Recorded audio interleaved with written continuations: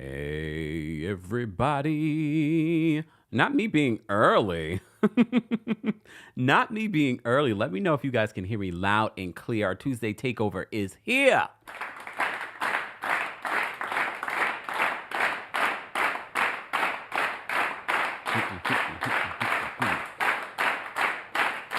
Yes.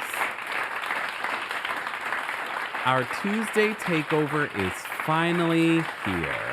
Normally, for those that are new to our platform, we do our Tuesday takeover at 12:30 p.m. Eastern, 9:30 a.m. PST, 11:30 a.m. Central Time every single Tuesday. But today is todaying, so had a lot of things to take care of. And of course, here in New York City, we had a little bit of a winter storm. Not that bad, which is fine, But we are here. But I just realized because I was so caught up watching The Hustler and The Housewife and The Hustler 2, I forgot to watch Below Deck. I forgot to rewatch The Traitors. I'm trying to remember what happened on the last episode. Look. Oh, I remember. Oh, it's all coming back to me. Ooh, look, it's all coming back to me. But we will talk about The Housewife and The Hustler 2. We also have to talk about this. Who said that? Porsha Williams coming back to Real Housewives of Atlanta? That's false. But Porsha Williams is in the building. See y'all. Porsha, I bet you thought when you blocked me that I would not be able to see some of this stuff. We got to talk about Porsha officially confirming that she will be returning to the Real Housewives of Atlanta season 16 reboot. Literally, that is what, was it Variety that wrote the article? Yes, Variety that wrote this article. We're going to talk about that. We still have more to unpack when it comes to Beyoncé and this country album. We also have to talk about Usher. The stats are statting. So no matter if Beyoncé proposed at his wedding still is blowing up and doing very well for Usher. And of course, Usher has a new album coming home and a tour coming as well. So we still have to unpack some of the fallout from the Super Bowl this past weekend. And we got to talk about, we talked a little bit about this yesterday, about how the NFL edited and fixed the cracked note of Alicia Keys. We'll talk a little bit about that. But we have a lot. We have a lot to cover as always. Sidebar, I don't believe there was a new episode of 90 Day Fiancé. If there was, it did not show up on my Discovery app. I did watch 90 Day The Single Life, and it's still not great. I don't know, y'all. Tuesday Takeover might be eliminating 90 Day Fiancé. Look. Lies! The lies! I don't know. I'm falling out of love with it. Especially how much we love The Traitors. I'm falling out of love with 90 Day Fiancé and all the iterations that come from it. But we shall see. We shall see. I'm not completely, done with 90 Day Fiancé, but it's okay. It's all right. Happy Tuesday, guys. Let's get into our mess that we have to cover, because Tuesday Takeover doesn't just talk about reality TV or reality TV news. We talk about everything in pop culture, and we have a lot to talk about. A lot.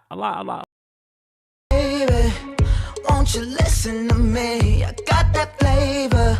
I know you're dying to feed. I ain't no dancer, just got some hip in my feet. Now throw your hands up. Ooh, you bring the lighter. I got the fuse. You make a fire. I'll add the fuel. Follow my lead. Just watch the shoes. Gotta turn the heat up to get this cool.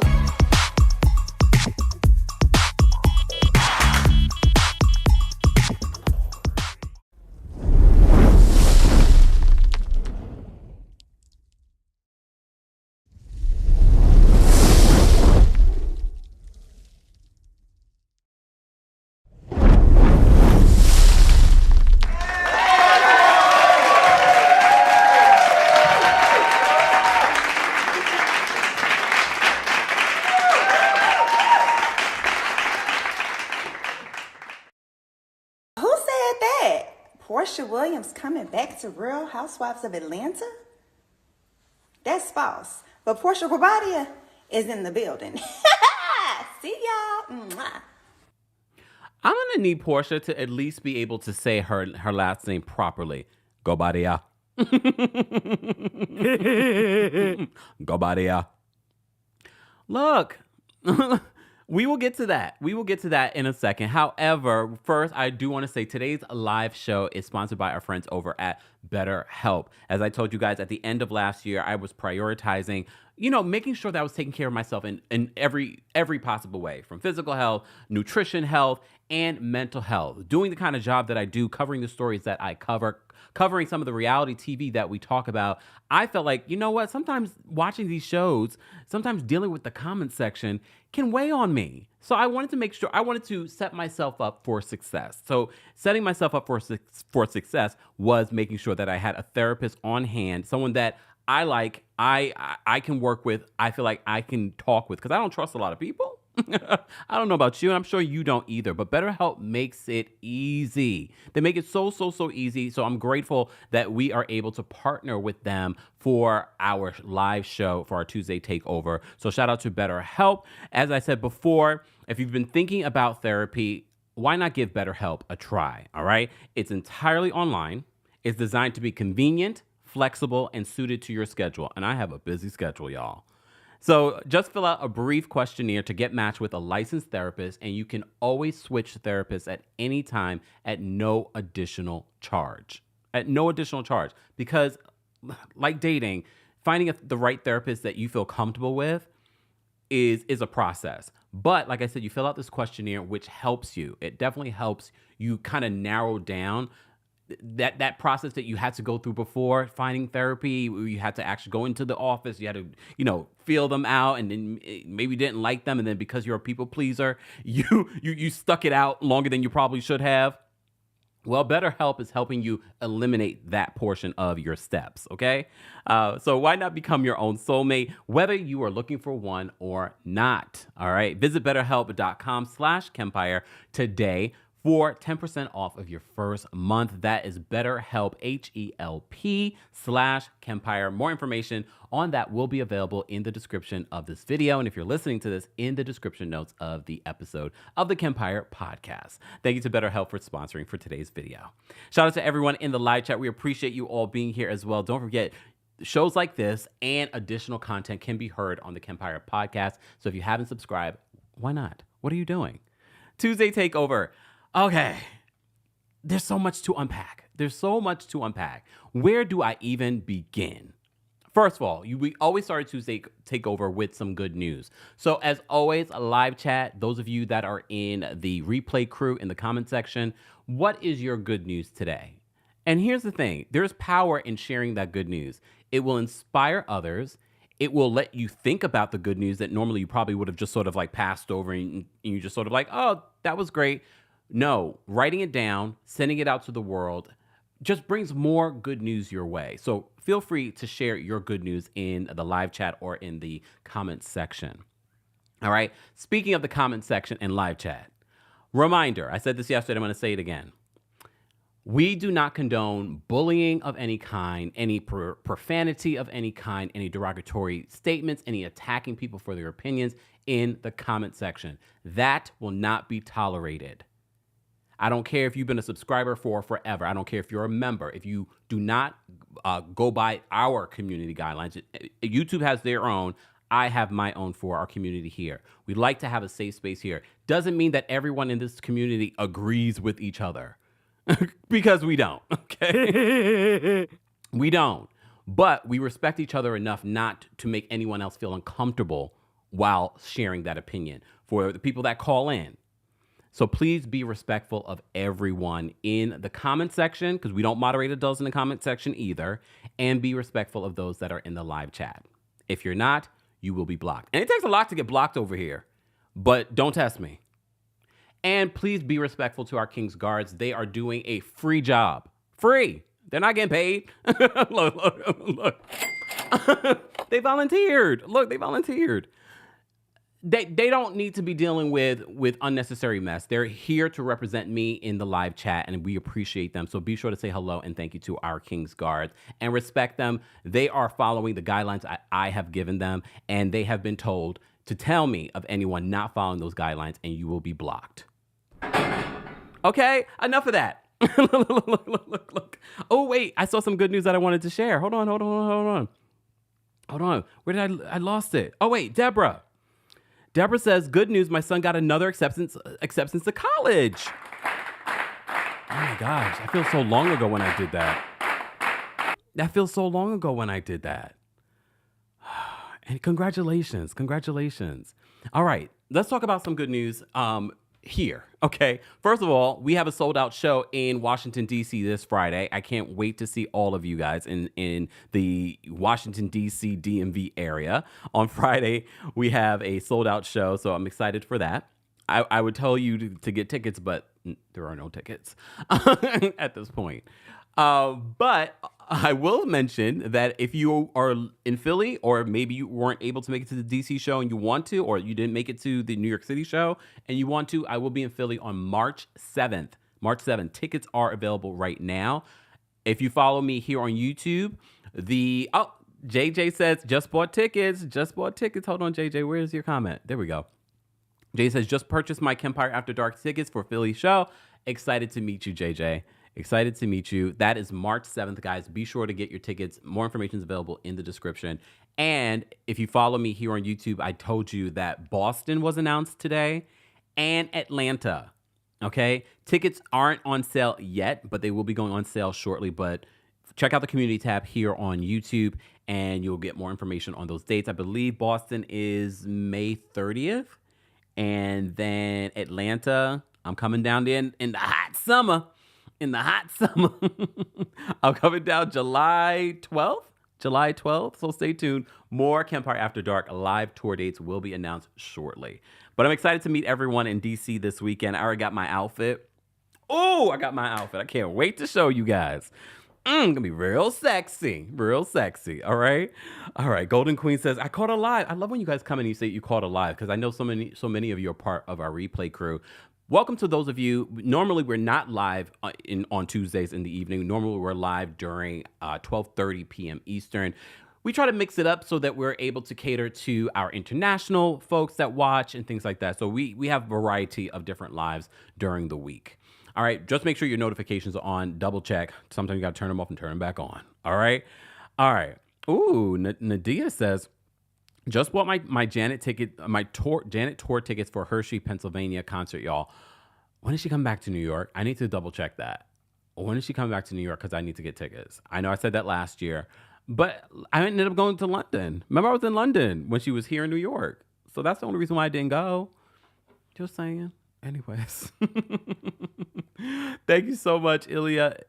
Ilya says, congratulations. So very proud of you. You've been doing this a long time, and it's been a pleasure watching you grow. Thank you so much, Ilya. I appreciate that.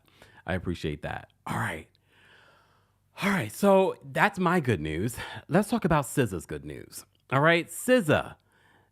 You know, if you follow the channel, you know I've been talking about how much I enjoy SZA's new album. All right.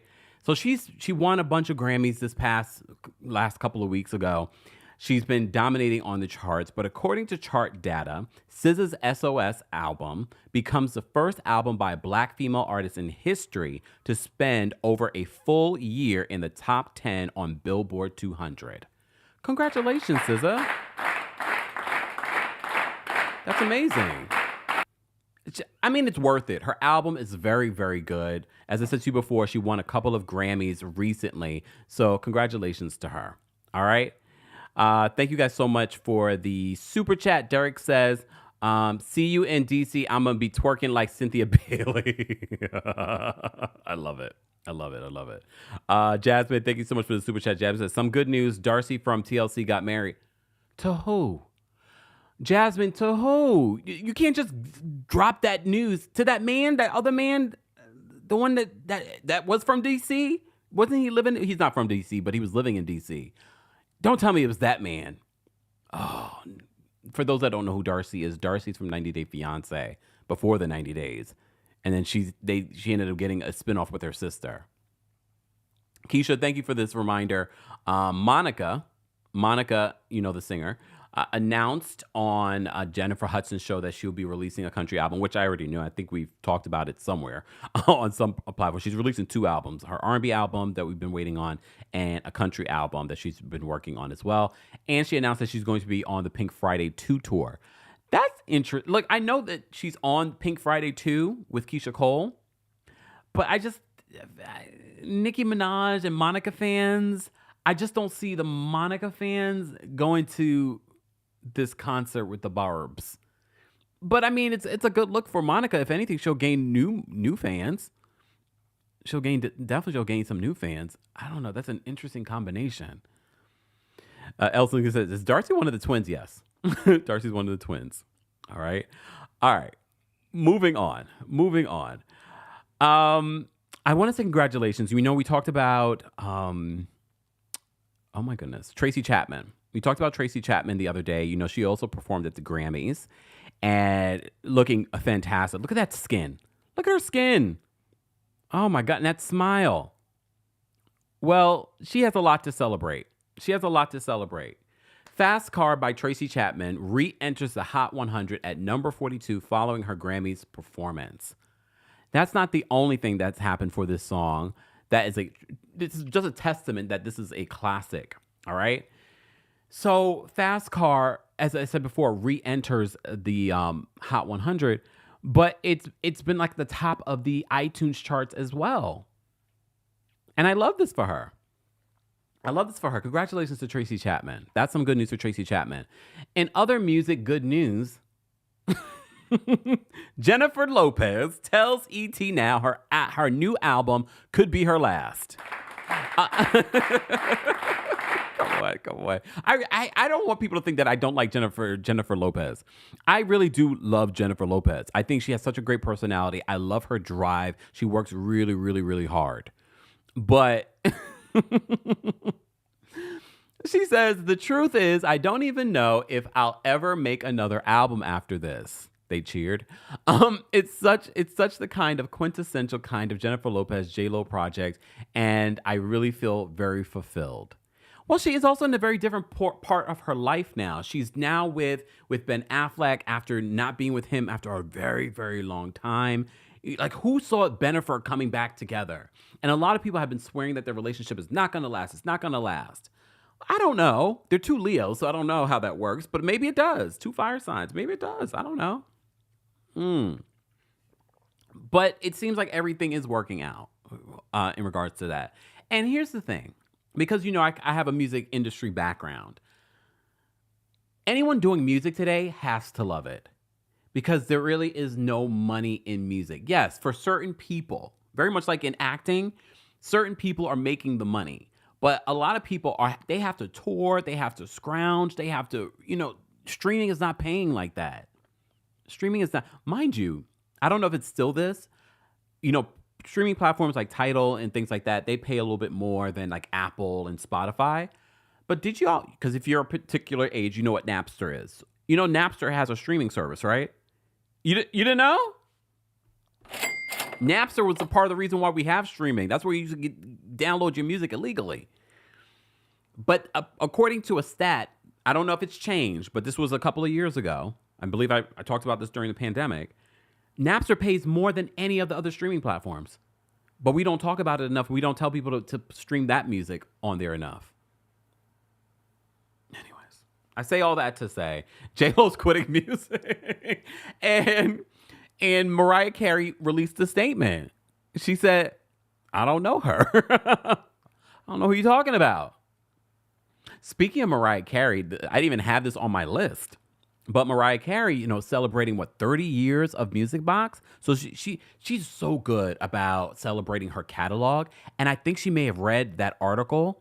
Remember that article that we did? And we did a separate podcast episode, me reacting to it in regards to that Mariah may need to leave Christmas behind because we feel like it was tainting the musical discography that she has. Well, it seems as if Mariah is really leaning into separating herself from Christmas because she just announced a Las Vegas residency. All right. And she has this whole, celebration of music box, like this whole memorabilia. Like if I didn't have enough junk, I would get one. I don't want to add another piece of junk to the studio right now. But congratulations, Mariah. Even though we were just talking about J-Lo, I really do like J-Lo though.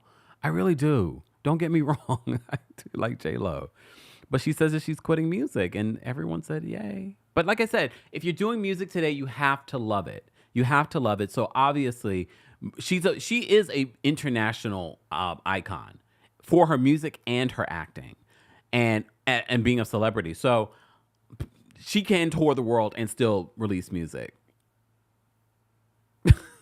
Sidebar. Speaking of people that vocals might be struggling. Oh, damn. I'm sorry, J-Lo.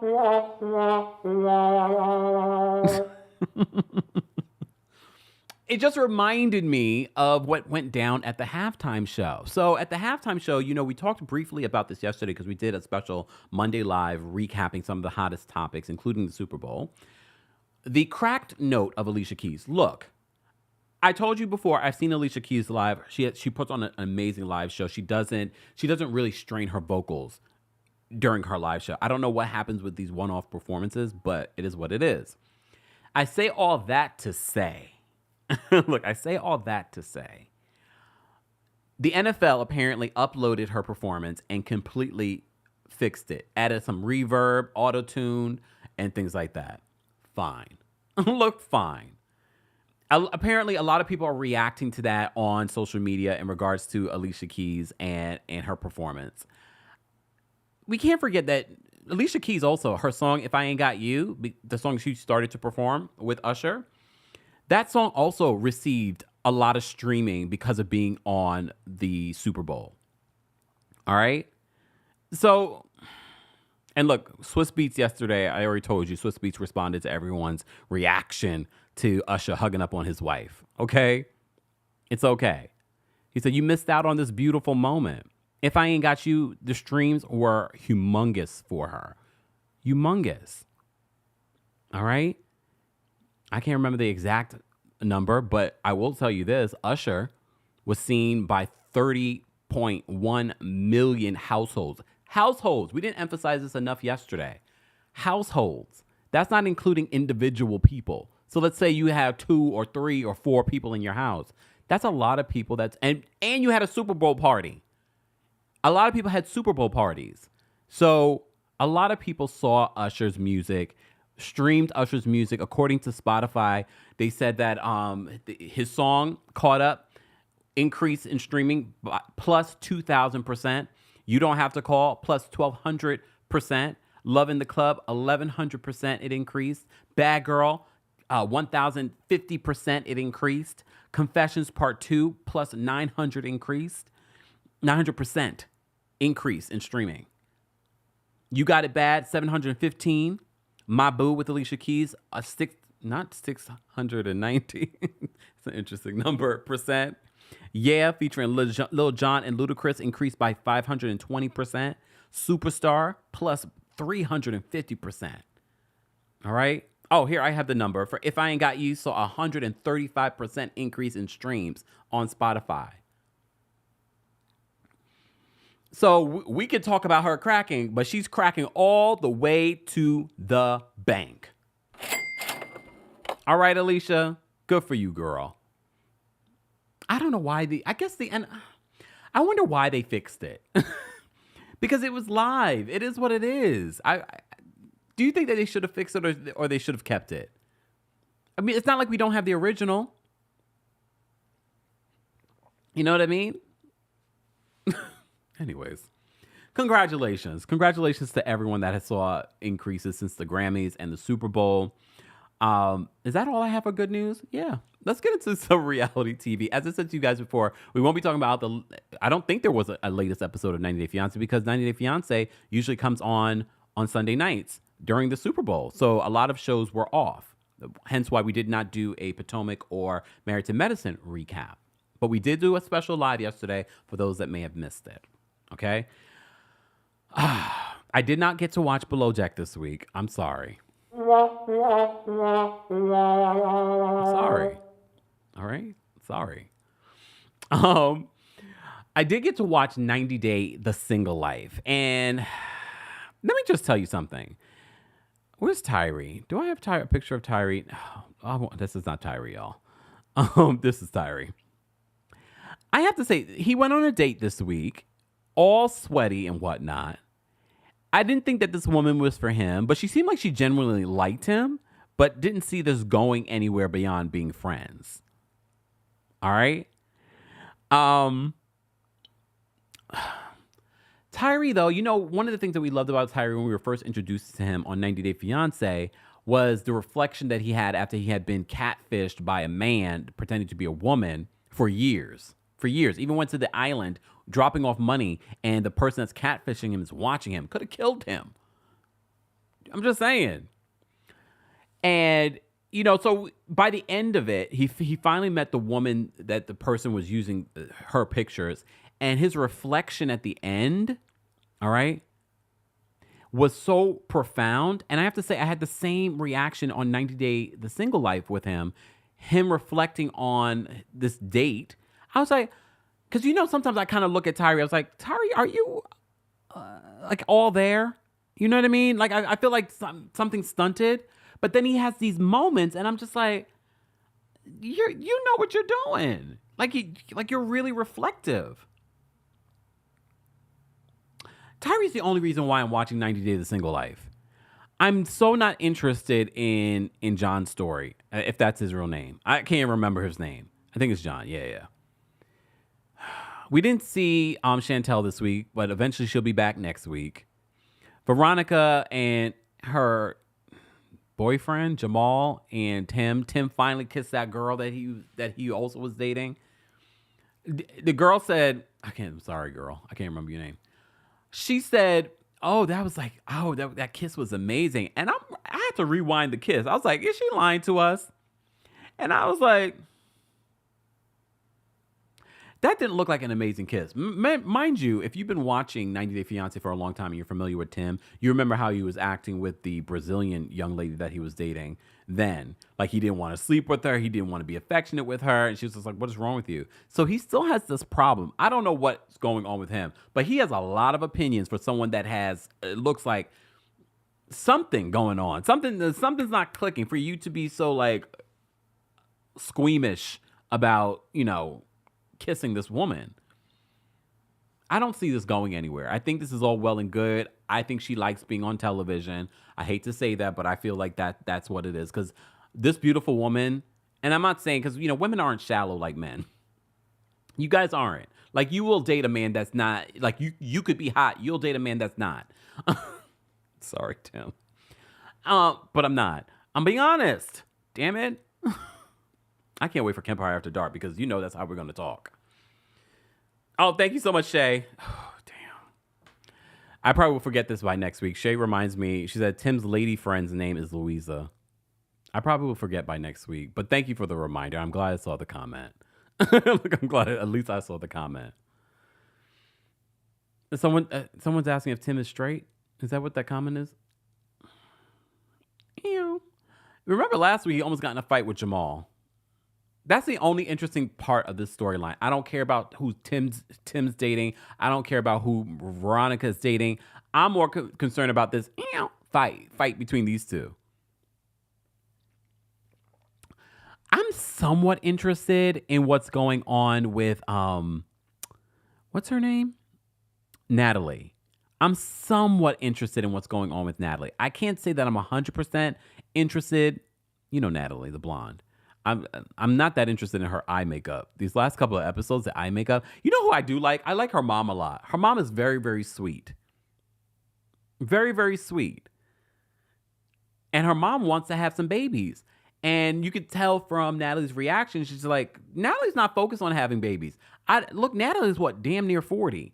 It's not impossible. It's not impossible, but I don't think that's her intention in moving from Florida to California. Her intention is to be a movie star. Natalie, look, no. You think that Natalie's going to be a movie star? I'm not saying it's impossible. Nothing's impossible if you work hard enough. I don't think she's willing to work hard enough. I think she's willing to, Do I say this? Do I not say this? Do I say this? Do I not say this? Do I say this? Do I not say this? Do I say this? Do I not say that? Well, you see who she's dating, right? I don't think she's dating Josh because she really likes Josh. She's dating Josh because I think she thinks Josh can get her somewhere and provide certain things.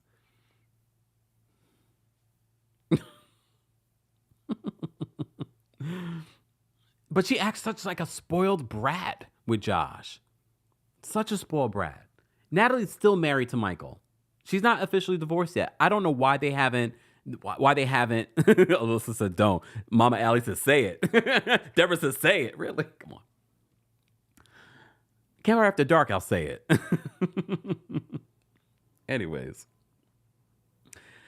anybody else on this cast that I want to talk about this week on 90 Days of Single Life? Not really. I was watching it at the same time I was doing other stuff. I did not see a new episode of 90 Day Fiancé. Maybe there was one. At this point, I don't really care about the season. I just get us to the reunion. No promises that I will recap the next iteration of whatever 90 Day Fiancé is coming out next. All right. I did want to mention, do you guys remember Bethenny? Bethenny's Getting Married, that reality show that she had after she left Real Housewives of New York. I don't know if this was already on Peacock, but it just started showing up on my algorithm on the Explorer page for Peacock. And I was like, oh, I don't think so. I think it just was made available recently. So I just found myself watching it. I will say this, trigger warning. Some of the things that Bethenny says in this can be a little bit questionable, especially when it comes to black women. Because, she's been called out before. And remember, this is a while back, okay? However, it does remind me of why people loved Bethenny from the beginning and why she was able to go on and have her own show. She was so funny. And I'm so shocked that the relationship between her and Jason Hoppy turned the way that it turned. Like, so disgusting. So disgusting. When you watch Bethenny is Getting Married and you see that whole process, I mean, you can see why she might be a little annoying, why they would end up divorced. Like, I'm not surprised that they got divorced. I'm more surprised at how nasty and ugly it got for years. They were divorcing longer than they were married. And it turned out that I look at Jason so differently watching it now. I'm looking for the signs, like, because I'm not saying that Bethenny's easy either. Oh, but if you remember all the stories that came out about Jason stalking her, allegedly, I guess I say allegedly. Mama Allie says divorce brings out the worst in people. Maybe that's what it is. But she seemed so happy then because, she was having a girl. She really wanted a girl. Remember, she had issues with her own mom. She was crying a lot in this Bethenny's Getting Married. But it was really good. I rewatched it because I was like, oh, I forgot that this was Bethenny was so funny back in the day. She was so funny and so interesting. I get why she was who she became. So funny, so interesting. It was so well produced, this show. Like, it's easy watching. I was just sitting there like, wow, I forgot how good this was. I could care less about Jason. I have to say, following Bethenny's life and watching Bethenny work was far more interesting than anything with Jason. So I was rewatching that. And then she ended up having Bethenny Ever After. I'm going to watch that too. I like seeing her work with her intern, trying to get her intern getting him a date. Her dragging that poor wedding planner. That poor wedding planner. It was a good season. So I rewatched that. And I was like, I'm going to bring it to Tuesday Takeoff because I tell you guys what I'm watching. I probably should have spent that time watching something new, but I was like, no, I'm going to watch what I want to watch. Nicole says that divorce and custody battles really do show people's true colors. Bethenny was so happy when she had Brynn. I almost forgot that they named Brynn after Jason's brother who had died in a car accident. It just reminded me of a different time, a time when we liked Bethenny. I think she would still be good reality TV. It's just not a competition show. More so like about her life and that kind of thing. Janine says that Bethenny and Jason cut from the same cloth. Interesting how she can't live with someone just like herself. Ooh, damn. Wow. Tell it like it is. See, Taisha says, I was a stan for Bethenny. Well, if you rewatch Bethenny's Is Getting Married, I understand why. It reminded me of like, oh, this is why Bethenny was such a huge star. She was just perfect. I think she would still have that reality show if her and Jason had worked out. If her and Jason had gone on and their relationship had worked, she would still have that reality show. She would have never returned to Real Housewives of New York. She would, but who knows what would have happened to New York? I say all that to say, I just wanted to mention that I had rewatched it. You know what else I watched? Oh my God.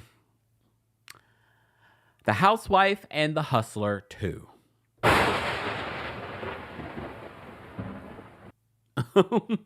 Oh, wait a second. Janelle says the intern from Bethenny's Getting Married was a hired performer / comedian from UCB. I performed there, so I know. What? Well, they should have gotten their money back. He wasn't that convincing. Or maybe he was. Because he gave off intern vibes. He gave off intern vibes. Anyways. The Housewife and the Hustler 2. I wasn't sure what to make of this part 2. But after I watched... This is part of the reason why I forgot to watch Below Deck. Because I was so busy watching this. Housewife and the Hustler 2. Did you guys watch it on Hulu? They're not paying me, but, run me a check. First of all, congratulations to the Bravo docket, to Kiki Monique, to Emily D. Baker. Those are some of our friends that were featured in this documentary. And shout out to the victims that were a part of this documentary as well. Not sure if Erica knew she was going to be a part of this documentary, or she probably wouldn't have done it. As you know, I was recently on Zach Peters' YouTube channel. He says that he was there when she was a part of that charity event.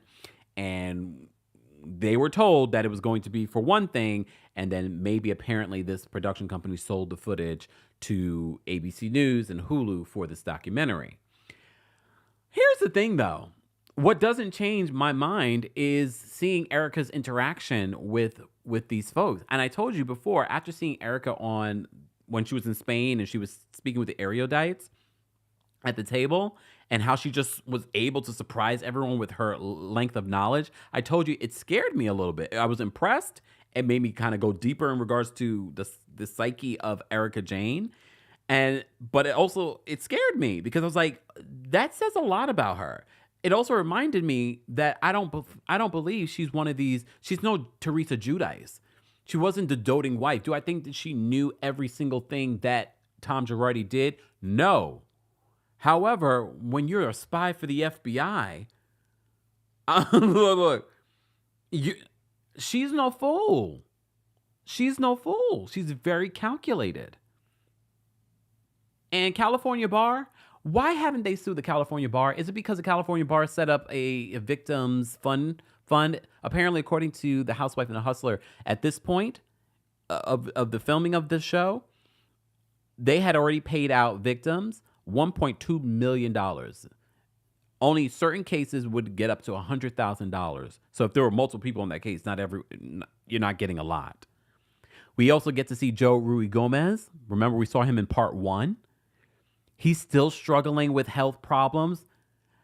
Here's the thing that stood out to me, though, in The Housewife and Hustler 2.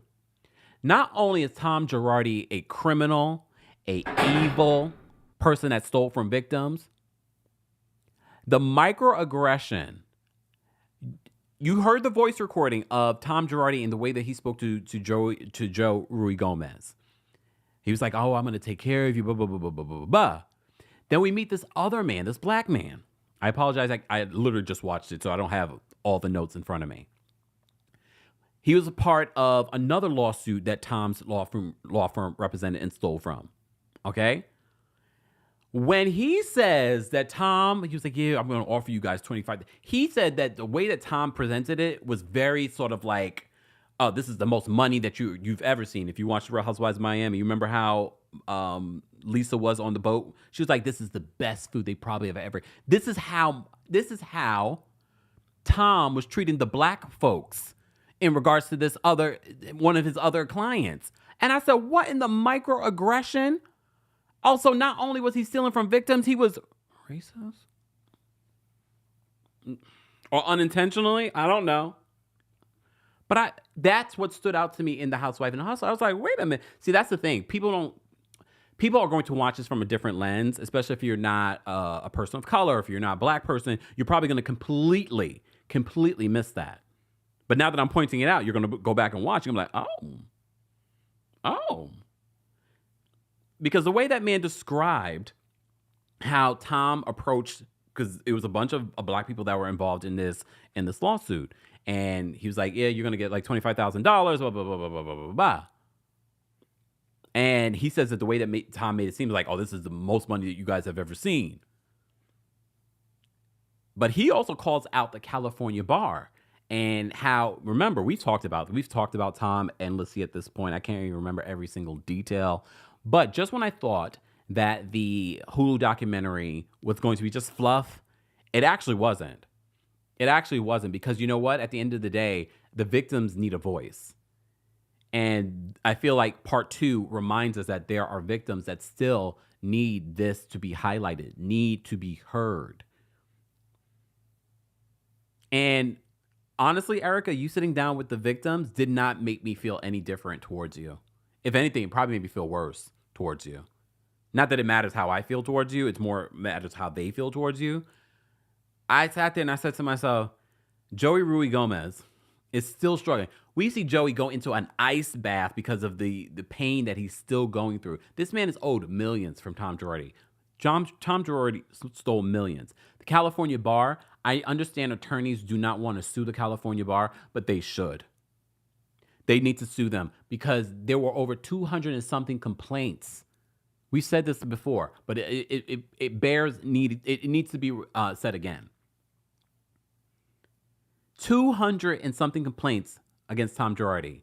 They also point out in the Housewife and Hustler documentary that Tom Girardi would throw parties. He had a lot of different connections over at the California bar. This is why this man had so many complaints dating back to the 80s, 90s, and was still out here stealing from his clients because he was basically schmoozing people over at the California bar. They should sue the California bar. All of these folks should sue the California bar. Because the California bar did come out and own the fact that they dropped the ball on this. They issued a whole thing. Y'all should still sue them. Y'all should still sue them. Because that's ridiculous. That is such a I cannot understand. And I understand probably in other states, similar things have happened. And the only reason why that this story is even getting highlighted is because Erika Jayne is attached to it. Can you imagine if she wasn't? It makes me wonder, we probably wouldn't be talking about it, but it probably would make the news. So if you haven't seen Housewife and the Hustler 2, it actually is worth watching. Because at first I was sort of like, I don't know if there's anything new going to happen. Or, like when we were watching Vanderpump Rules, I'm sort of like, oh, I feel like I know everything. No, there's some new stuff that comes out, including, as you know, the update that Tom Girardi was found fit to stand trial. But the thing that stood out to me was the way he treated his white victims. We're just going to say victims. White victims versus his black victims. I said, oh, that adds an interesting thing. Am I surprised? No, not at all. Not at all. Not at all. So I could go through, it's like an hour and a half documentary, part 2 of the original. So if you missed it, be sure to check it out. It's available on Hulu.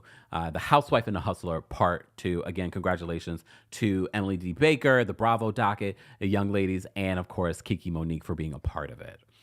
All right. What else did I want to talk about? All right. Before we get into traitors, let's speak about another traitor.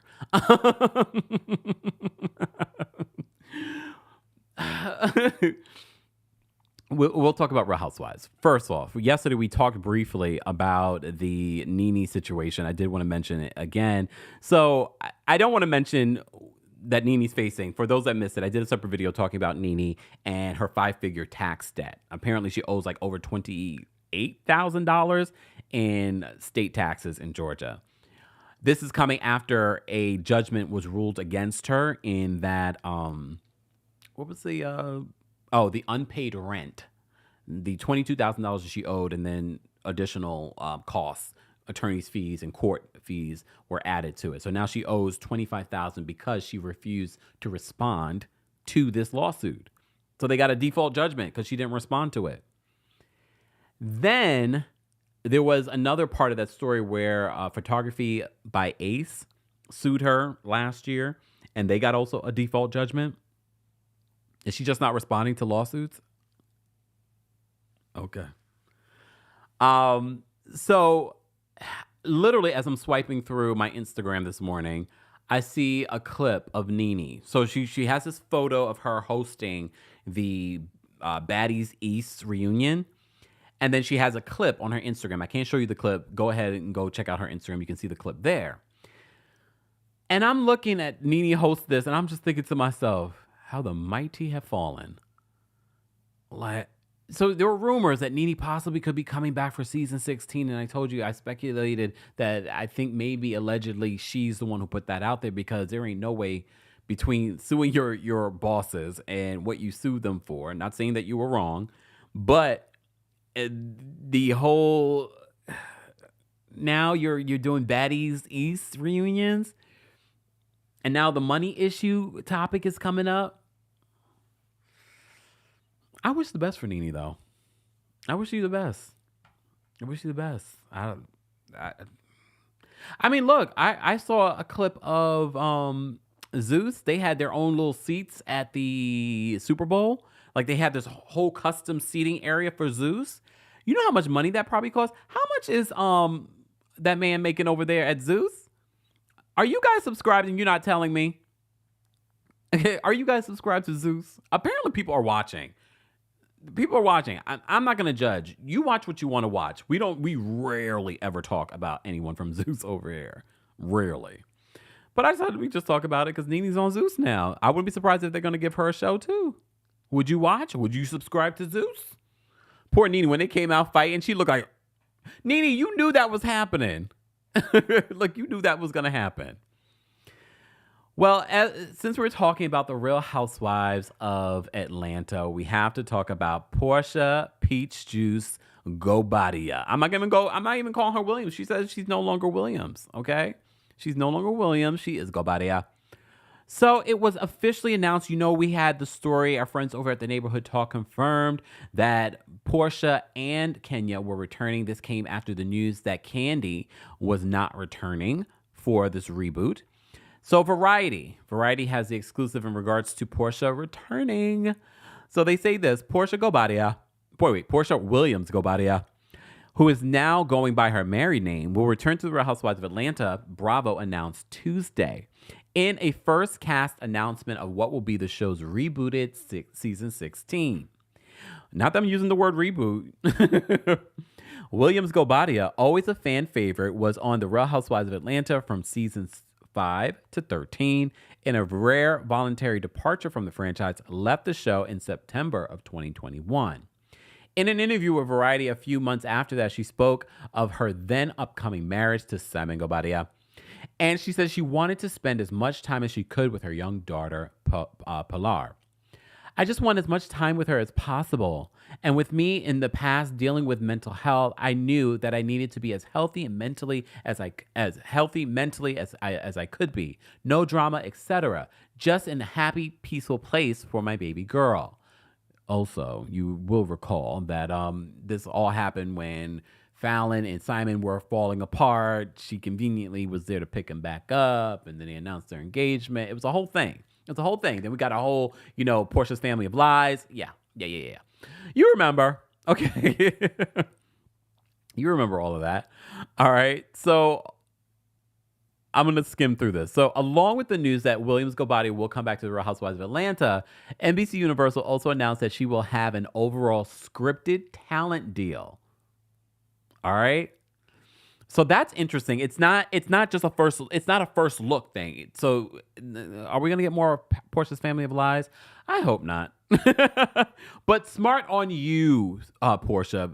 Don't just secure $1 million paycheck for this new season.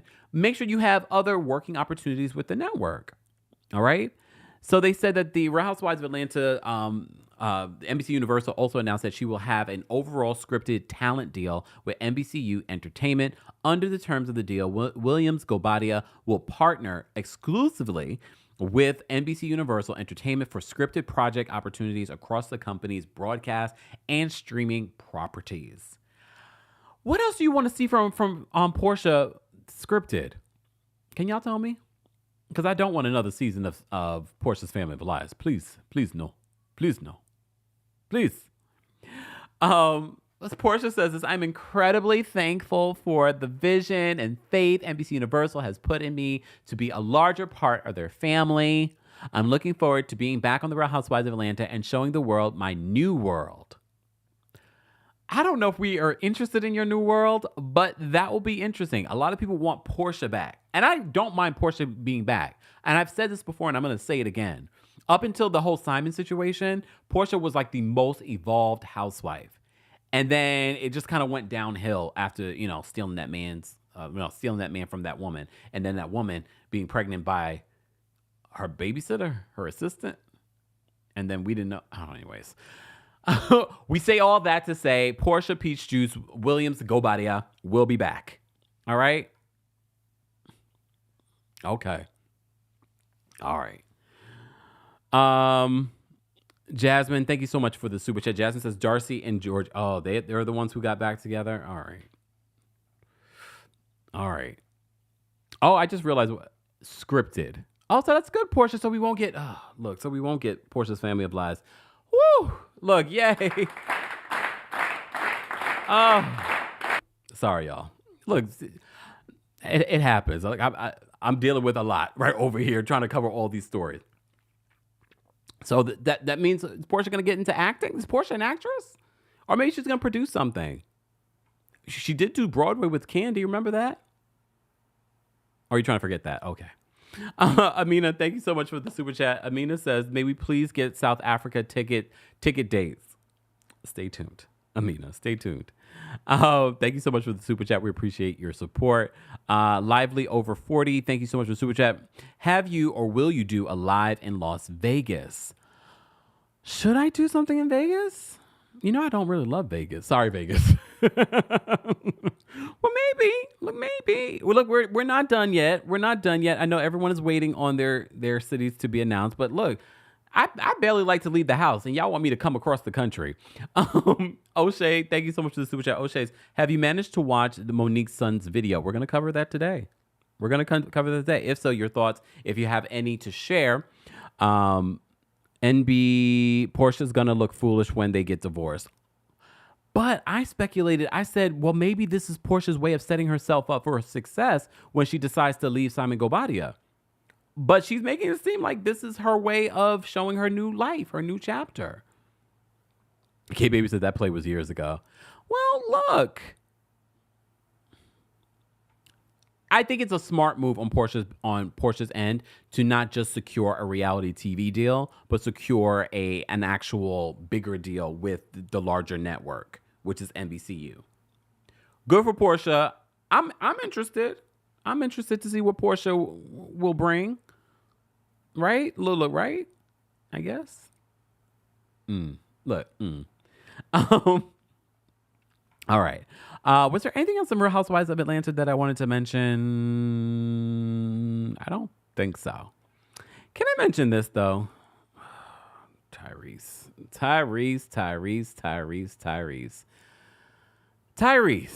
I never talk about Tyrese, and that's intentionally because I think Tyrese is toxic. I think Tyrese is delusional. That doesn't mean that I'm siding with his ex-wife either, because she said and done some questionable things as well. But I just can't. Look, I just can't. All right. So Tyrese posted this on his social media this past week and says this: my Super Bowl plans are effed. Power outage in my neighborhood, so I am going at him. And me and Zelly just broke up over some dumb ish. Remember this. She demanded that I cancel my album, in capitals, because there's too many songs about my ex on there. F does that even mean? What do you like? She's probably, first of all, it's not just that you did an album about your ex-wife. You've been on social media. You've been all on the blogs for your issues with the wife. You've been in the news, battling in court. She's probably tired. How old is she too? She looks kind of young. She's probably like, I don't need this type of drama in my life.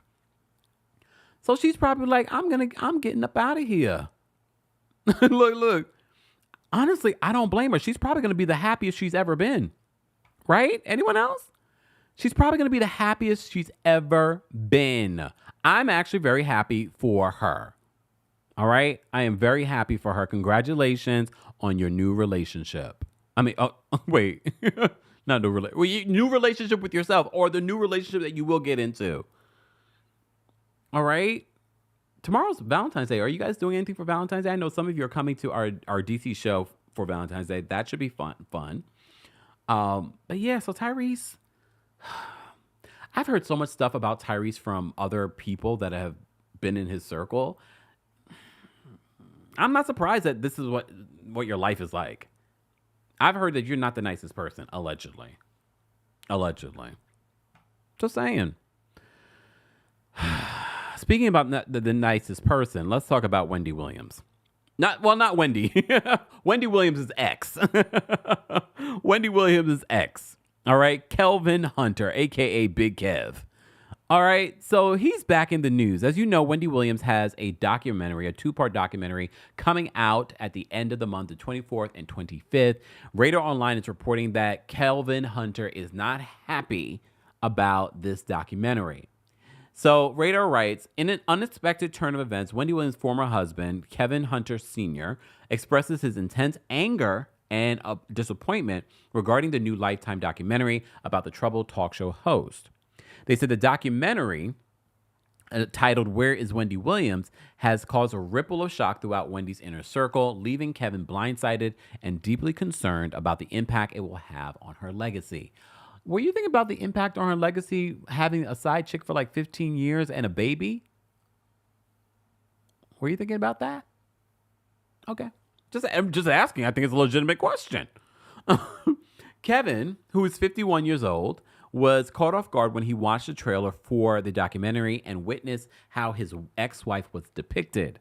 An insider in Wendy's inner circle told the U.S. Sun that Kevin felt deeply disappointed and blindsided by what he saw, stating he found the scene in the trailer showing Wendy yelling over a bottle of vodka and appearing disoriented in the middle of New York City were very sad to see. From the very beginning, Kevin was against the making of the documentary, according to Radar, firmly believing that it would further tarnish Wendy's reputation. The former talk show host left her highly successful show during its 12th season in July of 2021 amidst ongoing legal and health battles. Her former husband, known as Big Kev, expresses concerns about the impact the documentary would have on Wendy and their son, Kevin Jr., who ultimately signed on to the project. The documentary portrays Wendy's decline over the years as her health aggravates both mentally and physically following the end of her talk show. One distressing clip shows Wendy in the backseat of a black vehicle with her face appearing increasingly gaunt. Other scenes show the former radio host struggling to remain upright, requiring assistance to stand, and even stumbling over her words in a video from a women's expo that was never released. The trailer takes a heartbreaking turn with a confessional-style scene where Wendy, seated in her iconic purple chair, sends a warning message to her fans. She breaks down in tears, clutching a pillow tightly to her chest, reflecting the emotional turmoil she's been experiencing. Look, I just find it rich that Kelvin feels the way that he does. However, you didn't help. You didn't help. And I know, look, there's definitely more to the story. I'm sure him managing her career was a lot on him. Woo, woo, woo. Made a lot of money off of her. And the minute that she decided to leave you, now you're having money troubles. I just find that so interesting. What were you just tricking out the money, Kelvin? Just tricking out the money? And Wendy has said this herself in interviews that he liked the fancy cars, the fancy clothes, and eating here, doing that. But he wasn't saving any of that money. Allegedly, he received $10 million when he left the Wendy Williams show. I don't know. He's suing Dubmore Mercury in regards to wrongful termination as well. Sir, I just don't understand. Where did the money go? He's selling cars. He sold his Florida home. I don't know if he's still with that woman that he was with for 15 years while he was married to Wendy. I don't understand. He can't even help his son. His son had to go do this documentary probably because he needed the money. Okay. Well, Kelvin is not happy about this documentary. I can't say that I'm happy about this documentary as well because I don't think Wendy was in her right mind being a part of it. But they say that she's an executive producer. All right. Look, all right. All right. Let's move on. So there's another story that we haven't been able to cover or talk about, but some of you have been hitting me up on social media about this WWE scandal that's been going on for months now. Well, a recent article came out from Vice in regards to another lawsuit. I'm going to read briefly some of what it's saying. So the article is titled, WWE wrestler Ashley Massaro accused Vince McMahon of sexually preying on wrestlers in previously unreleased statement. In a previously unpublished statement given before her 2019 death, apparent she took her life, Ashley Massaro, a former WWE wrestler, said the company founder, Vince McMahon, sexually preyed on female wrestlers and that she was punished for rejecting his advances by being given bad scripts she believed were meant to destroy her reputation. Behavior she said he was known for. The statement was given to her lawyers as they worked up a sworn affidavit published shortly after her death, in which she said that she was AR'd on a military base while in Kuwait on a WWE tour, and that the management covered it up. The attorneys ultimately left it out because it wasn't relevant to the central claims in the lawsuit in which they were representing her, which concerned concussions. All right. They continue. Massaro said in this statement, "I felt extraordinarily uncomfortable," describing what she said were McMahon's attempts to get her to come to his hotel room alone late at night. He began calling the hotel room phone and my cell phone nonstop. I can't even imagine your boss is constantly calling you like this. A Vice News has reported that WWE publicly denied that its upper management knew about the R allegation, but that was untrue. A lawyer for former executive John Laurinaitis said that he and most of upper management were aware of it, a claim corroborated by previous statements from a former WWE doctor. A spokesperson for TKO, WWE's parent company, declined to comment when provided a detailed accounting of the allegations in the statement and questions raised by it, aside from confirming that a top backstage employee named the statement, Michael Hayes, currently works for WWE, and clarifying the nature of his job. A lawyer said to represent McMahon did not respond to a request for comment. So this has been bubbling over in regards to these allegations in regards to the WWE. And recently, McMahon has stepped down from his position over there. So in a previously secret statement, Massaro, who joined WWE as a wrestler in 2005, represented the company as a Survivor contestant and Playboy model, and ultimately was released in 2008, asserts that she saw McMahon making out with female wrestlers in the locker room and that he sexually harassed her. She also says that after she rejected his advances, he wrote demeaning scripts for her to perform that she inferred were meant to end her career and destroy her reputation. Something that she said had previously happened to another female wrestler before she left the company. Vice News is withholding the name of this wrestler to protect her privacy. She could not be reached for comment. She also details 2 of McMahon's long-serving lieutenants counseling her on how to deal with his behavior. Really? This is giving Diddy all over again. Rumors have long circulated about a WWE casting couch in which women were put in a position to either yield to the sexual demands of male managers or be humiliated on camera or fired or both. They have been difficult to substantiate in part because women believed to have been subject to such schemes have been hesitant to speak out for fear of retaliation from WWE, which until recently was controlled by McMahon and his family. Currently, it's controlled by TKO, a conglomerate headed by Hollywood power player Ari Emanuel, whose endeavor merged its own UFC with WWE last year. McMahon was brought in as a chair of the newly formed company after he had resigned from WWE following Wall Street Journal's reporting on a secret hush money payments and allegations of SA of women who worked for WWE.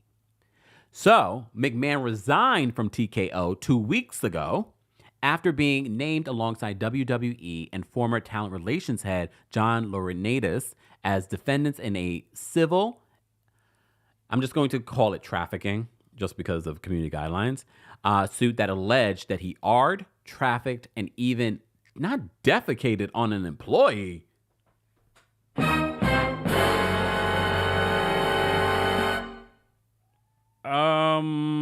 Okay.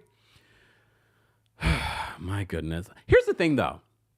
If you're following along in regards to this WWE scandal situation, so you're telling me TKL still brought this man on after he had already resigned when WWE wasn't owned by TKO. He had already resigned at that point because of that lawsuit. And they still brought him on, and now because the heat is hot. Am I reading that right? Am I getting it right? Look, I'm following along with you guys, but that's what I'm getting here. But it wouldn't shock me. It wouldn't shock me that that's what happened, because now the heat's on TKO, so they're like scrambling, get rid of him, and anyone associated. Both men have denied the allegations. TKO has sought to portray the allegations as being in the past and having to do with 2 men who are no longer associated with the company. The creative and talent relations roles they held for most of this century are now filled by Paul, not Triple H. Triple H is still there. McMahon's son-in-law. So he still has his clutches within the company. And handpicked protege who was groomed to replace McMahon over more than 20 years, first as a star wrestler, then as a member of management. And management is also being accused. So do you think that Triple H is innocent here? I don't think so. So there's so much more in regards to this story. There's just so much more. I can't get into all of the nitty-gritty details, but I wanted to at least us starting to follow this story.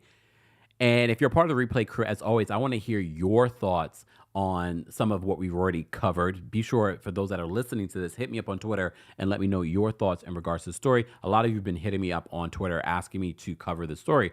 And it's not that I hadn't really seen it until you guys started hitting me up on Twitter. I see headlines here and there, but I don't really follow wrestling like that. But I know who Vince McMahon is. I know the WWE.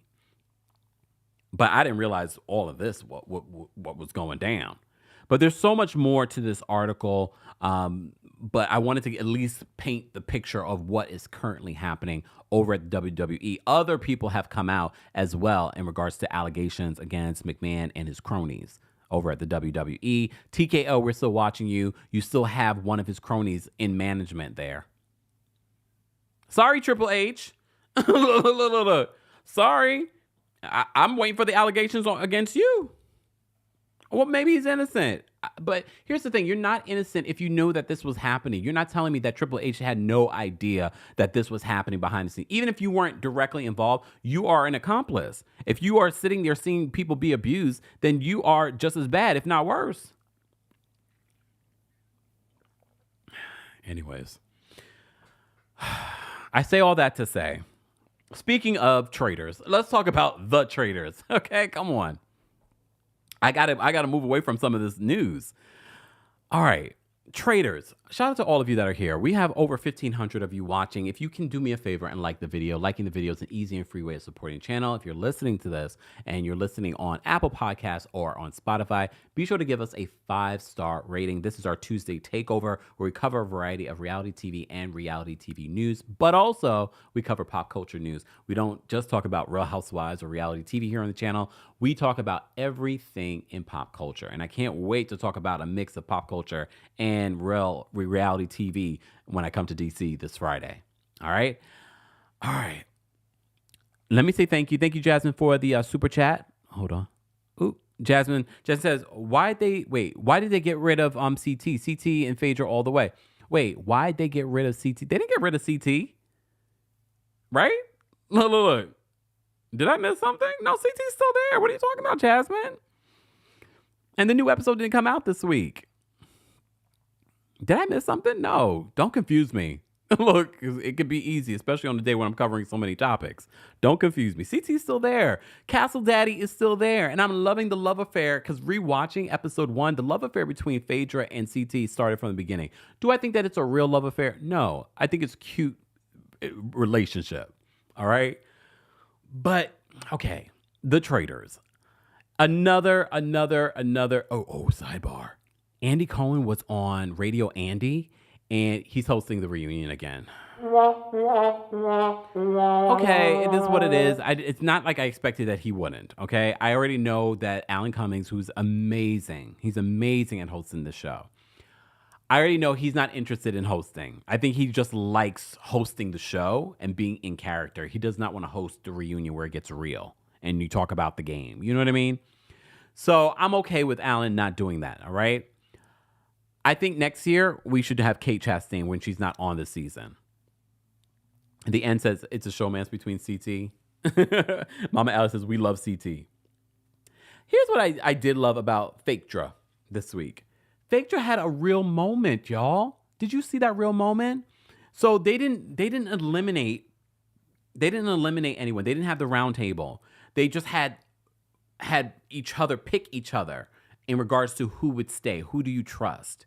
And there were certain people that weren't chosen, but there was a sweet moment between Sheree and Phaedra because Sheree chose to save Phaedra. And Phaedra got really emotional. I was like, this is one of the sweetest moments that we're seeing, or realest moments too, that we're seeing of Phaedra. So I thought that was really, really sweet this week. Look, so there's only 2 traitors. And the heat is so on oh my gosh. Poverty. I don't know why I went blank for a second. Someone says I want Peter gone. Here's the thing. I kind of want Peter gone too because he's good at the game and I'm always rooting for the traitors, which I probably shouldn't be, but I'm always rooting for the traitors. But Poverty is dealing with a lot, so she's trying to put the heat on Peter. She's trying to switch the energy. Everyone thinks that she's a traitor, and Phaedra knows that. Did you guys see their back and forth when when they were just meeting as traitors? Oh, Phaedra was like, in her own Southern sweet way. You know how Southern people, they're like, bless your heart. She was blessing Poverty's heart in that conversation. Like, oh, they want you gone, girl. You gotta do better. You gotta be softer. You gotta be. Anyways, I thought that moment between Sheree and Phaedra was really sweet. The game that they played in the forest with the traps and things like that was a lot. Look, that was a lot, but an interesting game. Peter was asked to be a traitor, but he decided not to be. So Poverty kind of feels like there's a target on her back. There's a big target on her back because the fact that he decided not to be a traitor, he knows that it has to be Poverty. Poverty has to be one of the people trying to get him out. All right. But Poverty is not, she's no sucker. She's already started to sow some, mistrust amongst the faithfuls. But that's also Peter's fault. Peter's fault because he sort of has his own traitors. You know what I mean? That are, oh yeah, Yazzie says, she said to Poverty, fix your face. Fix your face. No, but here's the thing. Because Peter has sort of like created this separate group from the faithfuls, now he's sort of separated the faithfuls, which makes it harder to figure out who the traitors are. But the minute that they get rid of Poverty, the spotlight's going to be on Phaedra because Tricelle believes that Dan was giving up another traitor. I know. For our entertainment, Peter should have accepted. I know. I think we all kind of wanted Peter to go to the dark side, but he made it harder. He made it harder for Poverty. Because here's the thing. I understand why Peter decided not to. Let's be honest. He's already built real relationships with these folks, and everyone trusts him. So he's sort of like, I don't want to end up lying to these people. I get it. I know it's harder, and I feel like they're hot on the trail of the traitors. I wonder if this week they're going to give them another opportunity to pick another traitor. And if they do, who should they choose? Who do you think they should choose as another traitor? Let me see. Let me look at the list. Let me look at the traitors that we have left. I mean, look, Sandra would be a fantastic traitor, y'all.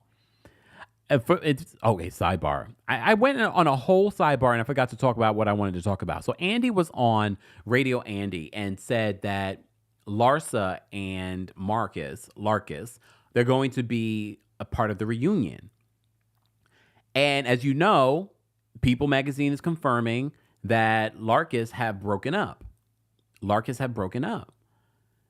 So this will be the first time that they will be seeing each other, I'm guessing. Sidebar, Larsa first unfollowed Marcus on social media, and then he subsequently, like an hour later, unfollowed her. So they're not following each other anymore. She wiped all of his photos from her account. And then she asked those questions. You know, we showed you these that Larsa posted on her social media when she was, going through it. She was going through it. You know, when you're in your feelings. She said, should your friends unfollow your ex? Then she said, the man you choose to be your partner affects everything in your life, your mental health, your peace of mind, your love inside, your happiness, how you get through tragedies, your successes, how the children will be raised, and much more. Choose wisely. All right. So they're going to be reunited at this Traitors reunion. Apparently, the reunion is probably happening this week or next week. So we're going to see the tension. I mean, obviously, this will be the place for them to talk because remember, they already filmed the Miami reunion. So we're not going to see them talk about it there. So the Traitors reunion is going to be interesting because now we can ask the question. So what happened with you both? You guys are now broken up?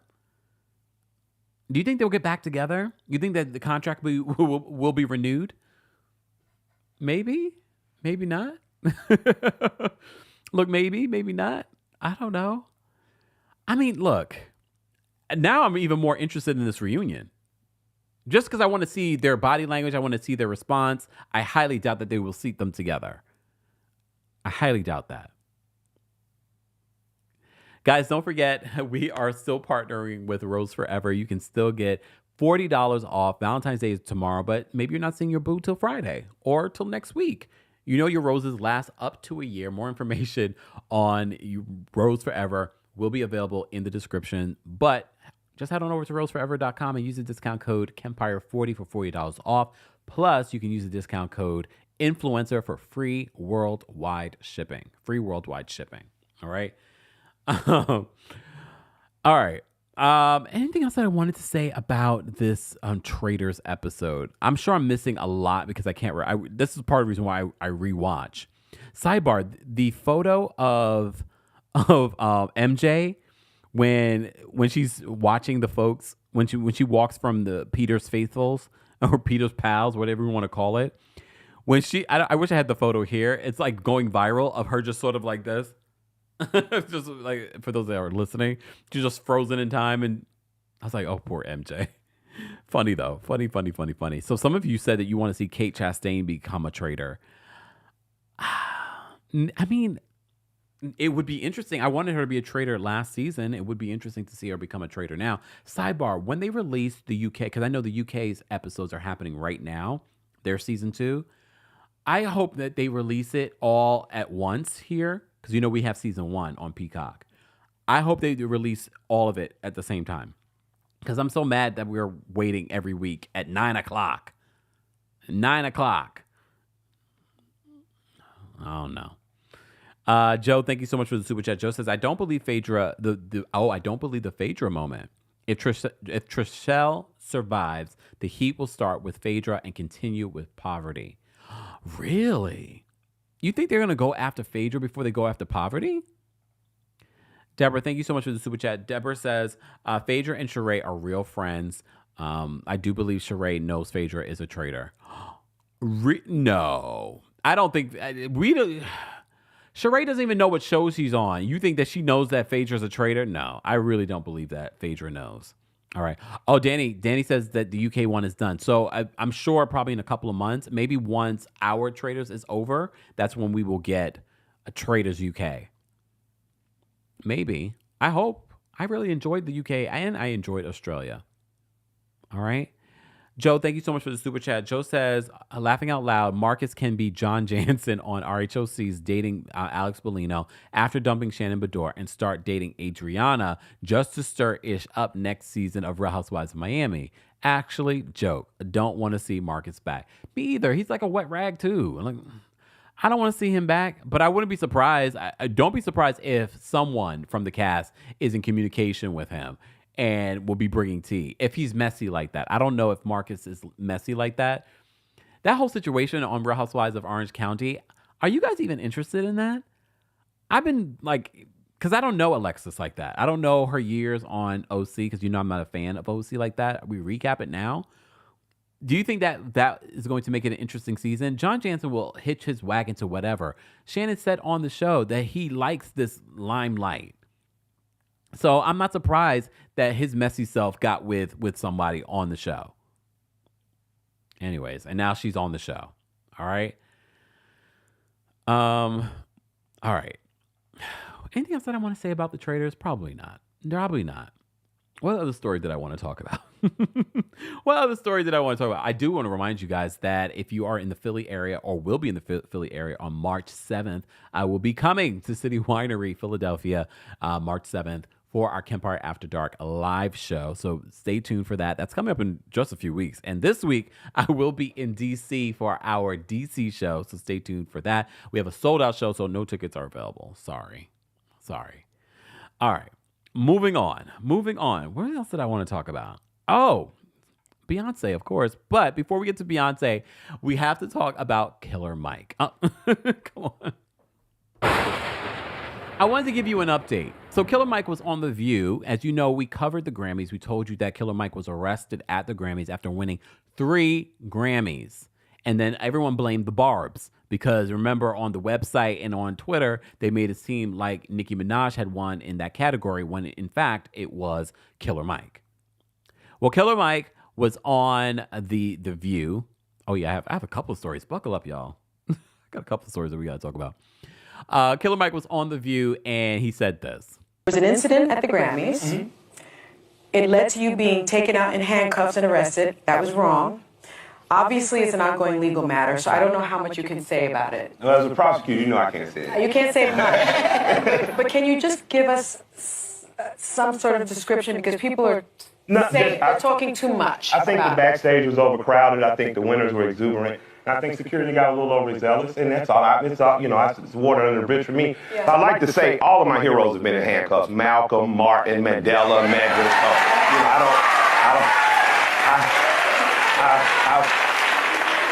I walked out with the same dignity and respect that I walked in with, and I would implore people to just take that from it. Don't dwell on the bad stuff. And the next morning, I spent 3 hours counted by myself. You know, you're waiting And the police say, oh my God, we've never gotten this many phone calls. People have to go to protest. We'll have to move you. They're panicked, and I'm just kind of sitting there, and I begin to invoke thanks. I thank God for bringing me where I was. I thank God for putting me in a space, believe it or not, by myself. And I got an opportunity to invoke the spirit of my mom and my grandmother and let them know what had happened and thank them. And the very next morning, well, I got out that night. I walked out to my wife in the rain. It was like a romance movie. It was dope. And my manager, and then we went to party. We went to party at Loma Vista, shouts out. We had a party, and the next morning I woke up to my son's mother saying, you have to come home because Tony Boy has a kidney. They have a kidney for him, and we have to get him now. And I just thank God. And that was your 21-year-old son who's waited 3 years for this transplant. So what was it like getting that call, and how's he doing now? After his mom was hyperventilating, she was so excited. And, baby dad, baby mom relationships can get tumultuous over the years. And Lord knows when we were young, we could fight like cats and dogs.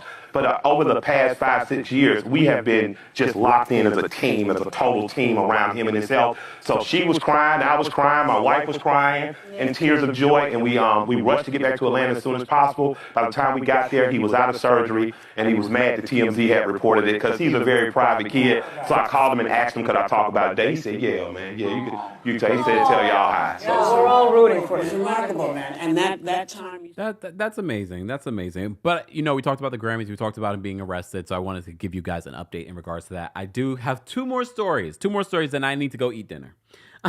Guys, welcome back to our Tuesday takeover, where we cover a variety of reality TV news, and pop culture news. You may have missed it yesterday, but because we didn't have Potomac or Married to Medicine to recap, we did do a special Hot Topics Monday, where we covered a variety of hot topics, including Usher's Super Bowl, and of course, a Beyoncé surprise announcement that she has Act 2.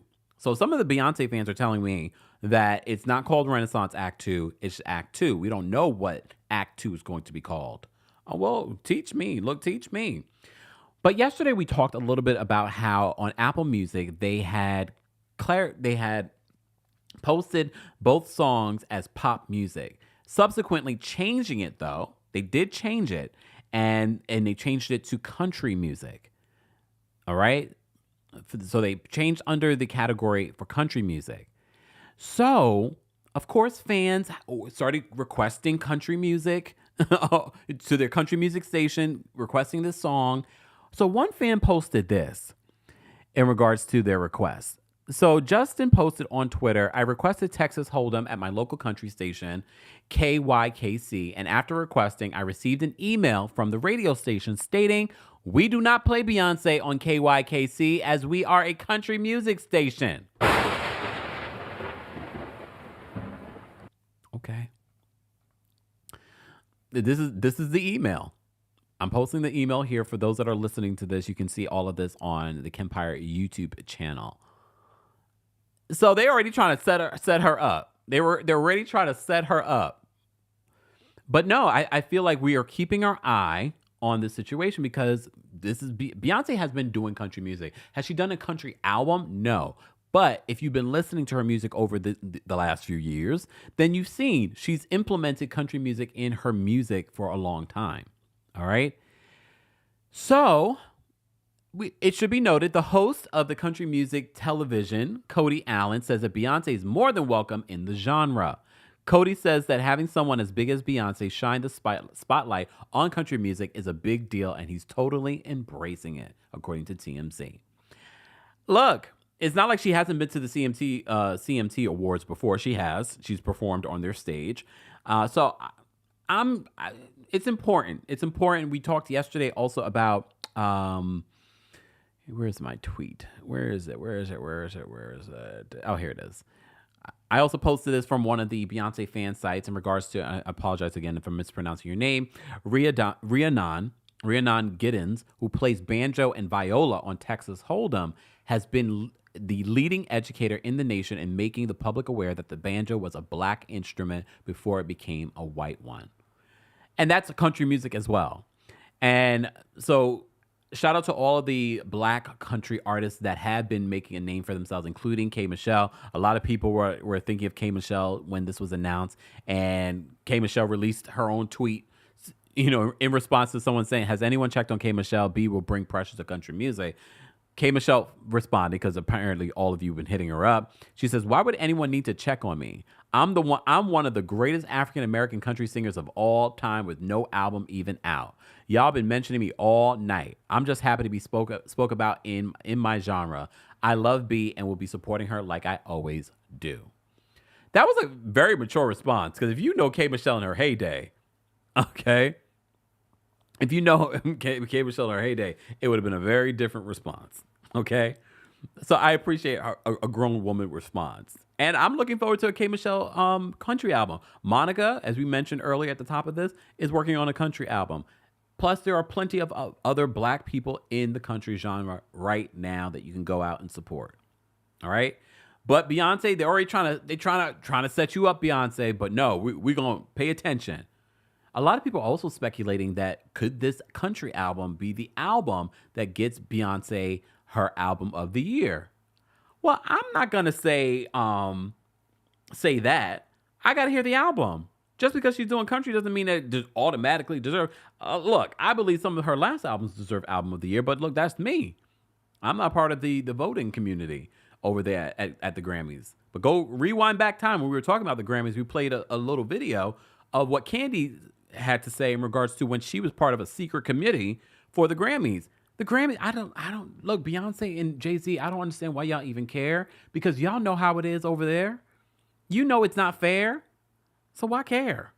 But people speculate that Jay-Z mentioning this at the Grammys was part of the rollout. Part of the rollout. This was all a scheme that Todd set up for them to come to us with the BS. That's why she was wearing a country hat. That's why he said what he said on the stage. All right. Look, all right. Of the two songs, Texas Hold'em and 16 Carriages, which are very two different songs, which is your favorite?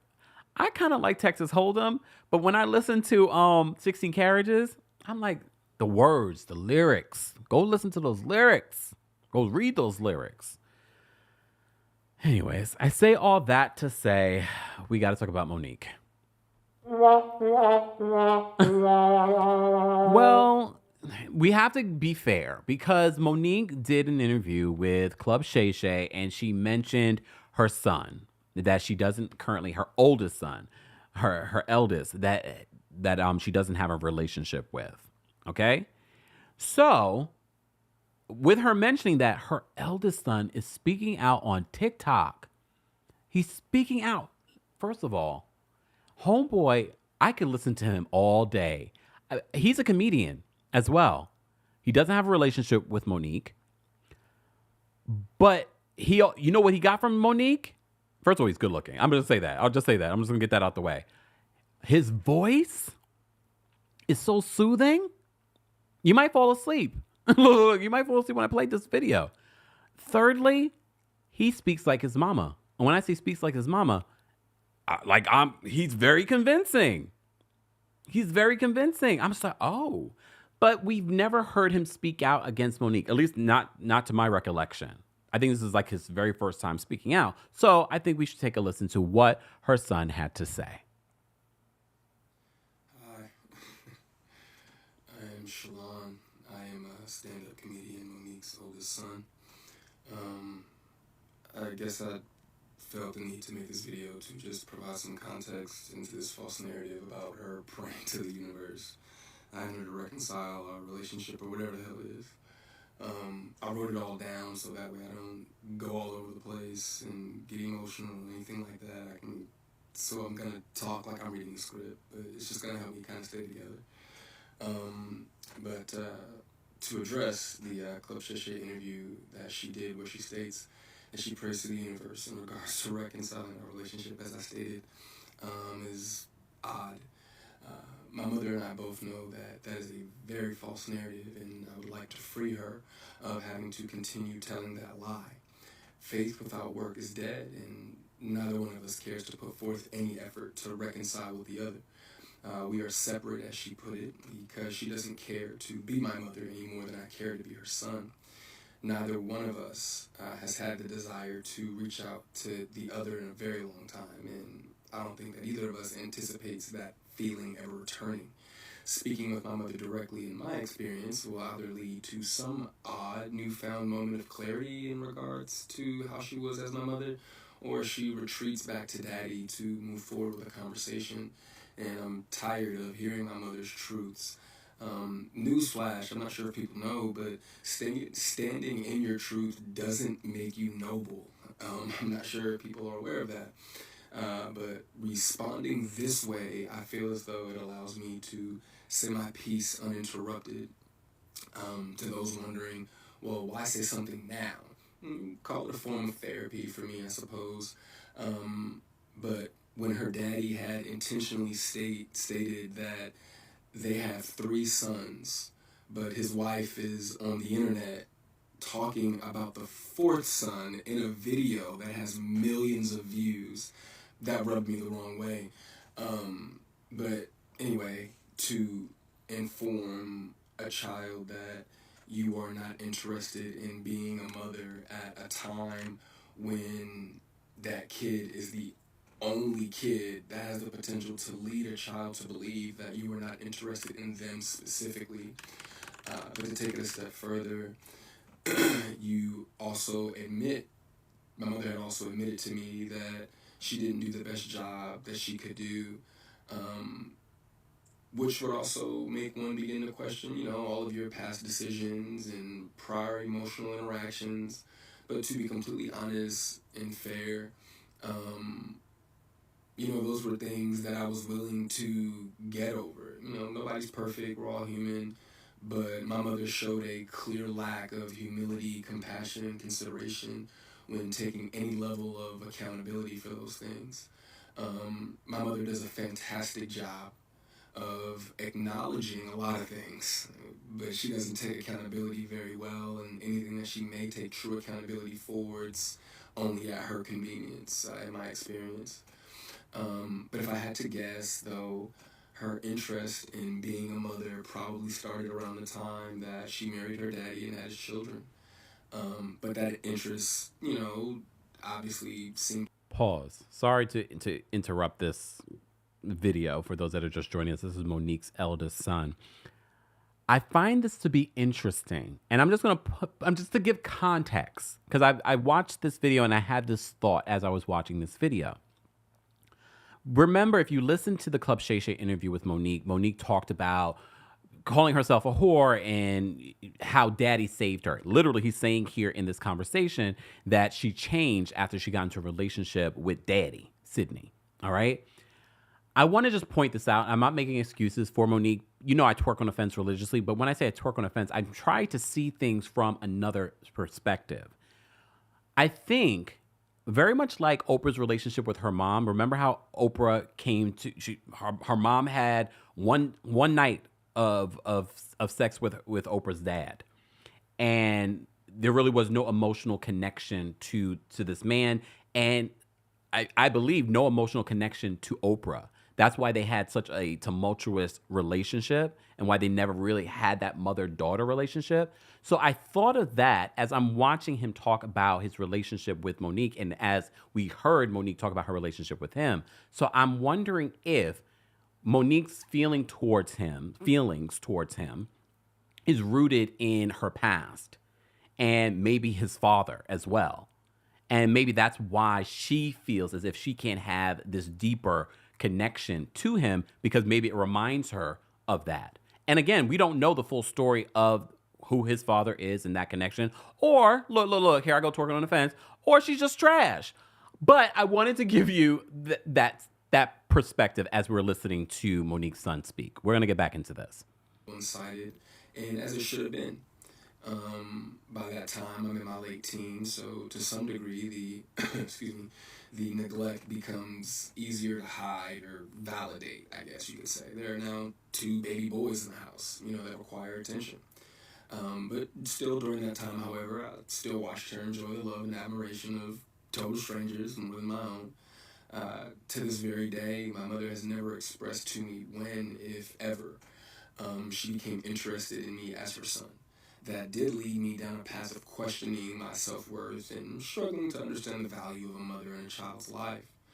In the interview, she also states that she gave me an apology. but an apology to a son from a mother that consciously showed no interest in him holds no weight. There are still women to this day that my mother will give credit to for being more of a mother to me than she ever could. Her assistant, my cousin, being one of them. Every time, though, that my mother would state that she was right here whenever I was ready, that ideology still blows my mind today, that a person could openly admit to being an uninterested, not put my best foot forward type of parent and be so self-centered that they still express to the kid, you have to come to me when you're ready. You got to come to me for us to make this right. Okay. But I'm not sure what my mother could possibly think that she has shown me in the past or have for me now that's not money, goodness gracious, that would make me want to come to her or whatever those feelings were supposed to be. A mother is supposed to be the first woman that a boy falls in love with. I loved my mother very much, but my mother loved things more than she loved me, and she would validate her love for me by giving me things and would proceed to call me ungrateful or inconsiderate if said things did not have the desired effect.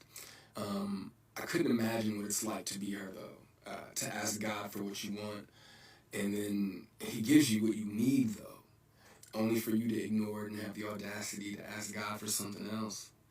And I'm glad I don't, I'm glad I didn't do that. And when he told you no, you went to the universe instead. By no means, though, do I want to give off any type of an impression that I am a victim of anything. That is not the case. As you can see, I'm smiling from ear to ear. I'm alive, I'm happy, I'm a dad. I'm healthy, I think. I drink a lot of water. I'm getting over a cold now. I still have my days just like everybody else. And, there were a few things that she did teach me along the way. I did learn how not to love from my mother. I also learned to make sure that I never lose so much of who I am that I have to validate it through another person. And though I feel as though, in hindsight, I think she did it reluctantly, I do appreciate my mother, for showing me what the top of the mountain looks like. You know what I'm saying? It did give me perspective on what hard work and dedication can get you, but I don't want something like that at the cost of giving up something that I created. I don't want it that bad. And speaking of creations, I genuinely, truly, I really did want my mother to have a relationship with my daughter. I even fought through those intrusive thoughts that were, if she wasn't interested in you, what makes you think she's going to be interested in your kid? But it took my mother no time at all to prove that those intrusive thoughts were correct. But what I can say, good for her, the universe did, bless her with 3 other sons.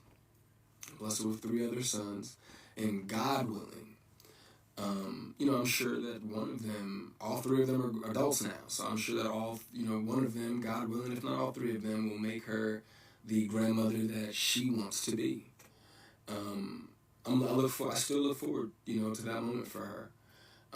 But overall, when it comes to the boys, though, I am happy that whenever they do hear me talk, sorry, my phone did something weird, but whenever they hear me talk, they don't know what it is. They can't relate to what it is that I'm saying. My experience with my mother is not their experience with our mother.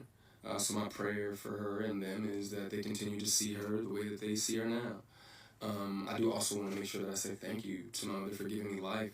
Without that moment in time, I wouldn't have had my little one. But outside of that moment, there isn't anything that either of us has to offer the other. In my opinion, it's a waste of God's time and the universe's time for praying for something that you were not willing to put forth any effort to obtain. Putting the work into becoming Monique is more important to my mother than being my mother. Ooh. And I do not believe that it was never about her being there and waiting for me, but it was supposed to be about me being there and waiting for her. my mother's value had reached such a low point in my life that I no longer found it necessary to either want to wait for her or even go to her. But like I said, man, I'm super grateful that she has the opportunity to do it all over again. You know, I'm happy for her. I hope the Cat Williams tour goes well, but you know, the narrative that she prays for us to reconcile is a false narrative. It's not real, not appreciated if she stops saying stuff like that. Ooh, wow. He has a way with words and the tone of his voice. Okay? Wow. So that was Monique's son. That is Monique's son. And thank you so much for look, I'm gathering stories. This was the last minute story that I'm at. Stacey, thank you so much. Monique's son, her eldest son, Shaylon. I hope I'm pronouncing that correctly. Yeah. Like I said before, I'm giving Monique grace, but the way he said that at the end, and mind you, he's never spoken out before. He could have easily spoken out. He could have been paid to speak out. He's not paid on TikTok to speak. Okay, I don't think he's a creator like that on TikTok, but he could have been paid big bucks by one of these blogs or media outlets to speak. No, he decided to write something poignant about her interview and finally speak his piece because Monique is speaking for him in regards to her relationship.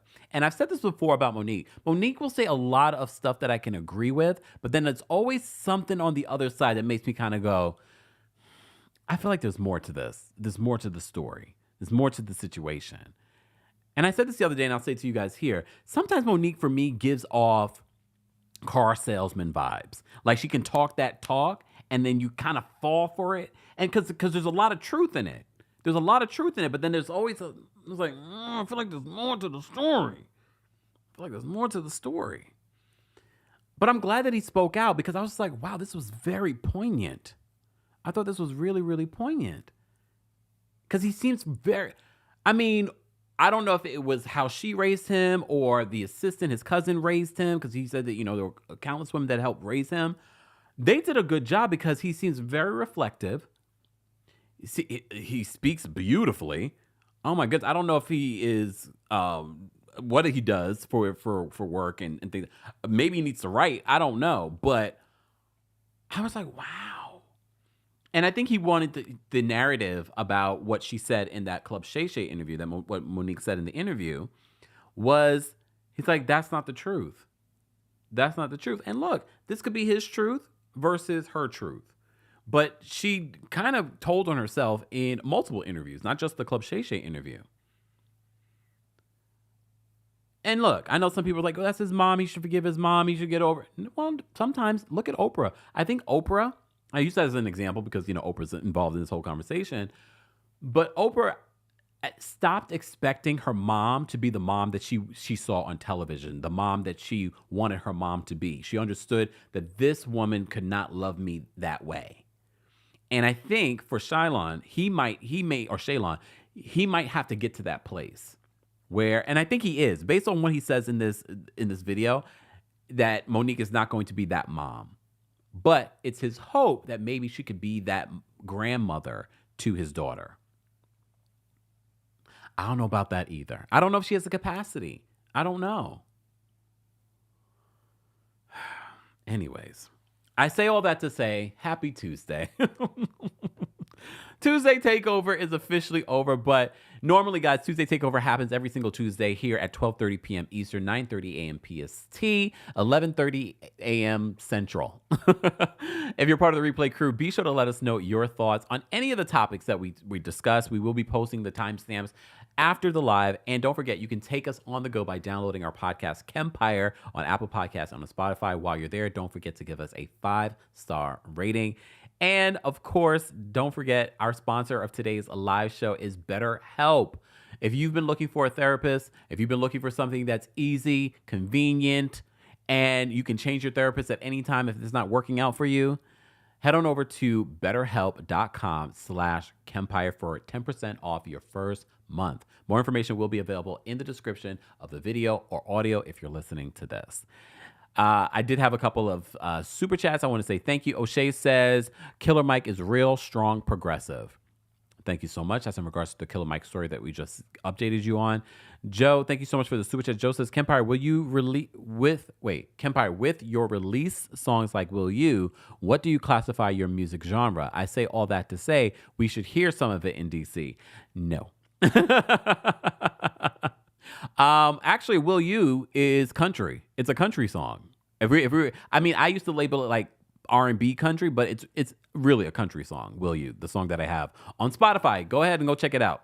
That's a country song. That is straight up country. But anyways, thank you guys so much for the super chats. Thank you so much for the likes. If you haven't already, be sure to like the video. We have over almost 1,500 of you watching on multiple platforms. Be sure to liking the video is an easy and free way of supporting not just my channel, but other channels that talk about similar pop culture news and reality TV and all of that.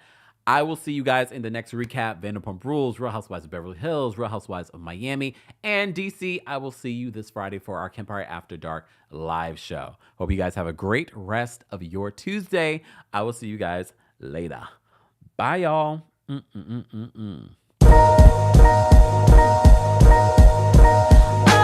my, you got that hotter than a summertime in July. Time magic, and I got to have.